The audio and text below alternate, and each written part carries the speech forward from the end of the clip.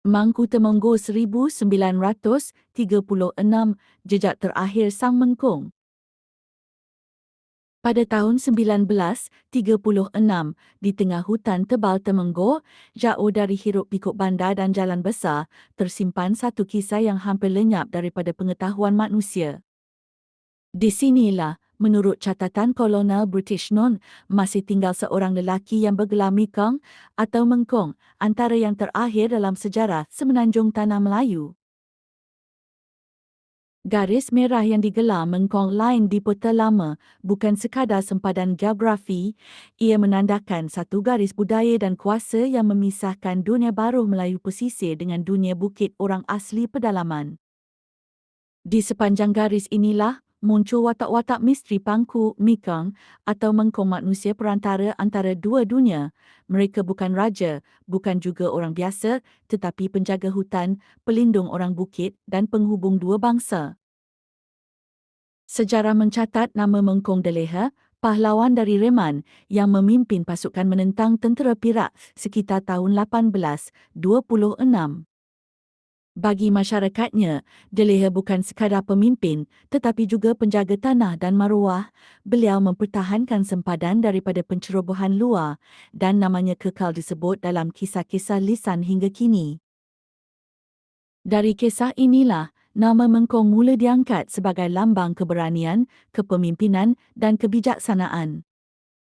Dalam catatan lama oleh Annandale dan Robinson, disebut tentang seorang penghulu jarum yang dilantik sebagai penglima asli tanda adanya struktur pemerintahan khas di kalangan orang asli. Seorang pengkaji bernama Waterstrat pula pernah menulis bahawa di Ulu Aring, seluruh suku orang asli di situ dianggap milik seorang lelaki Melayu yang tinggal di Sungai Aring. Dia berjaya mengumpulkan orang-orang asli untuk menjadi pemandu dan pembawa hasil hutan. Di tempat lain, Skibesta, seorang antropologi Jerman, menemui kisah aneh di Sungai Pergau, jawatan Mengkong dipegang oleh seorang kina tua yang telah hidup bersama masyarakat orang asli selama 40 tahun. Ini membuktikan bahawa kuasa Mengkong tidak terikat kepada bangsa, tetapi kepada kepercayaan dan hubungan dengan tanah serta manusia di sekitarnya. Menurut Dachlan Nun, orang Melayu percaya bahawa Mengkong memiliki ilmu gaib warisan orang asli, kekuatan yang datang daripada persahabatan mereka dengan alam. Ada legenda mengatakan bahawa Mengkong pertama telah berkahwin dengan wanita orang asli, mempelajari ilmu perhutanan, jampi dan pengetahuan rahsia tumbuhan. Mereka menjadi raja kecil yang ditakuti dan dihormati oleh kedua-dua bangsa.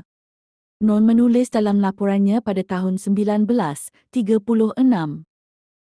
Mereka sangat digeruni oleh orang Melayu kampung seperti juga oleh orang bukit yang mengakui hubungan darah dengan mereka.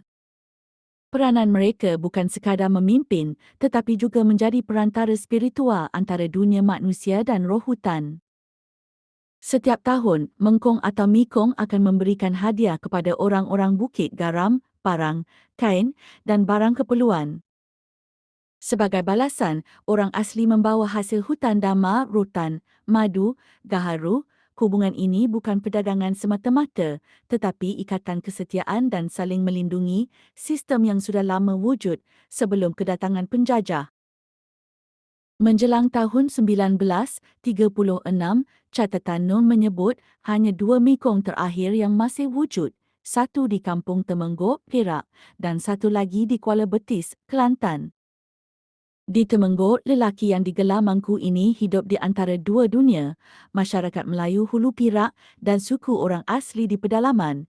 Dialah penghubung terakhir sistem lama yang sudah mula lenyap akibat pengaruh British dan pembentukan pentadbiran moden. Namanya kini mungkin sudah hilang, tetapi kisahnya kekal dalam bisikan hutan dan cerita penduduk tua di Hulu Perak. Ada yang mengaku masih keturunan Mengkong, tinggal di pinggir tasik atau sempadan Kelantan, menyimpan rahsia ilmu lama yang diwariskan secara senyap dari generasi ke generasi.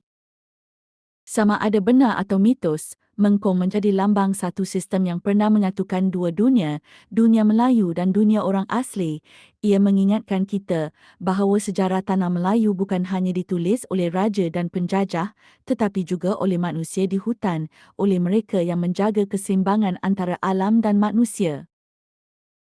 Kini, peta Mekong Line hanyalah garisan merah di atas kertas tua, tetapi di sebalik garisan itu tersembunyi kisah kuasa, ilmu dan persaudaraan yang pernah mengikat seluruh pedalaman semenanjung. Hutan ini menyimpan lebih dari sekadar pokok dan sungai. Ia menyimpan nama-nama yang pernah berkuasa tanpa mahkota.